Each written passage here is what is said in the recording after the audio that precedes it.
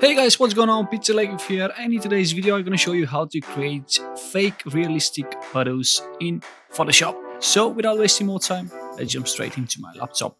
Okay guys, inside Photoshop, the first thing I'll do is to create a new layer. After that, I'll go up to Filter, go down to Vanishing Point, and create a vanishing point across the street. So it will be somewhere over here. One line here, another line here, and the last line over there. Then as you can see now the lines are red, but they shouldn't be like that. They should be blue. So that's why I'm gonna readjust the grid like that. And now when they're blue, that means that the vanishing point is perfect.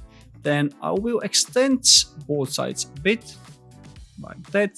And also I'm gonna make it a bit longer so it will cover almost the whole street to somewhere over there at the top, and then at the bottom like that. Then I'm gonna go and click on OK. Now when we've done with the vanishing point, the next thing is to upload a puddle map. So where you can find a puddle map, of course you can find that in Google. I'm gonna type down puddle map and press enter.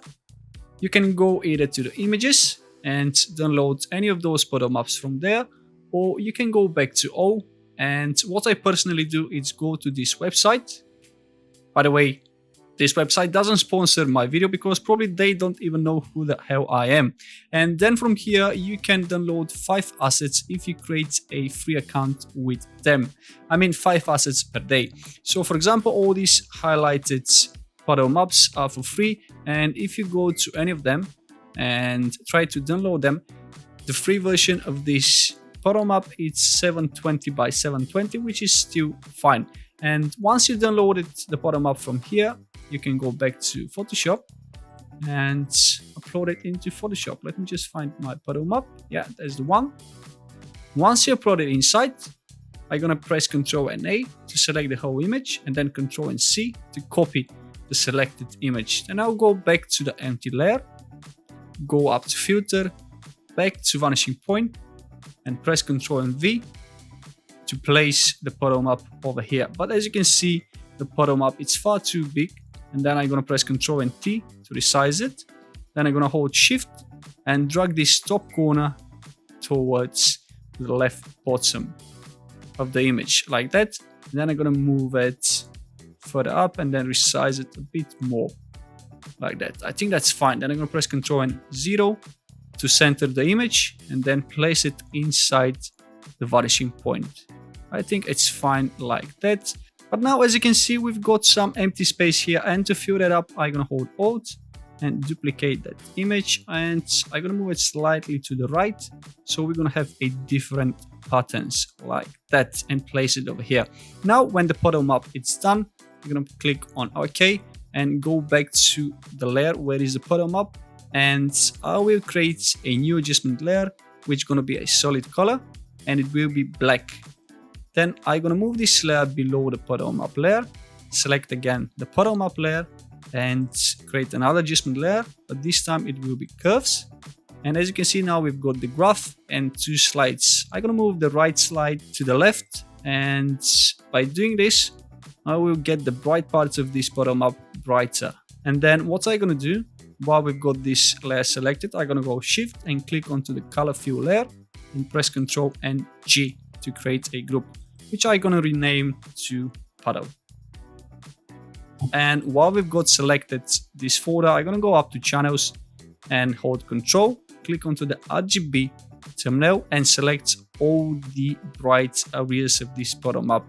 And then I'm gonna go down to Mask and create a alpha mask, which we're gonna use later on in this tutorial. For now, I'm gonna go back to layers, hide the folder, and also deselect the alpha mask. Then the next thing I'll do is to select the original image, go up to the polygonal lasso tool, and make a selection of the streets. Instead of the polygonal tool, you can also use the pen tool, but it's entirely up to you. Now when I've got the street selected, what I'm gonna do is to grab this image and duplicate it. Why I'm doing it that way? Because I would like to duplicate the whole image, not only the selection, because if I press Ctrl and J, this will duplicate only the selected area, which in that case is the street. So now while we've got the duplicated layer with the street selected, I'm gonna create mask, which is gonna be only over the street. And then what I'm gonna do, I will delink the mask with the image because I want to turn the image upside down. And to do this, I will press Ctrl and T. Then I will go over the image, click with the right button of the mouse and flip vertical. And now I will readjust the image a bit so we'll get the proper reflection on the street. Okay, I think that's okay. Then I'm gonna press enter.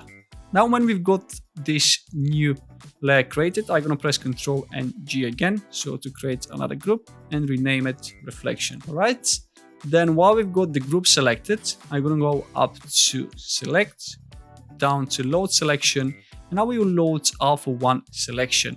And now when we have it on the street, what I will do, I will go down to mask and create a mask onto the whole group like that. And straight away you can see that now we've got some puddles on the street. Already look really cool, but I'm gonna make it to look even better. So I'm gonna open this folder and I'm gonna select this layer, go down to adjustment layer and create gradient map. Why gradient map? Because in real life, the puddles are not so crystal clear like those one in the image. So select this icon of the gradient map, go up to the colors, click once and select the black color. And I'll take sample of that dirt over this corner. And then also I'm gonna select the white color and take sample of the curbs, which is kind of asphalt blue color. Then I'm gonna press OK. Then what I'm gonna do, I will decrease the opacity to around 54. In this case, it's fine. Let's see, yeah, 54 looks brilliant. And then the next thing I would do is to select again this layer, right button of the mouse, convert it to smart object, go up to filter and create some blurriness by going to the blur gallery and then to the path blur. Then I'm gonna move this arrow towards the ground like that and leave it as it is. And then I'm gonna move to the right hand side where it says speed and taper. I will decrease the speed to around 20 or 19. Yeah, 19, it's fine. And I'll click on OK. And then I'm gonna show you the difference with and without the blur. So when I switch it off, that's without and that's with. You can see straight away the difference. It makes it much more realistic. And then the last thing I will do to make this better is to create another adjustment layer, curves, and then right button of the mouse, create clipping mask, and give a little bit of highlights onto those puddles like that. I think that looks pretty good. And there we go, guys. That's how you can create realistic puddles on a street where there is no water at all. I hope you enjoyed, and if you did so, please hit the like button because this will help with the YouTube algorithm to share this video to more people. And also don't forget to subscribe to my channel for more videos like this one. Thank you for watching, and I'll see you in the next one.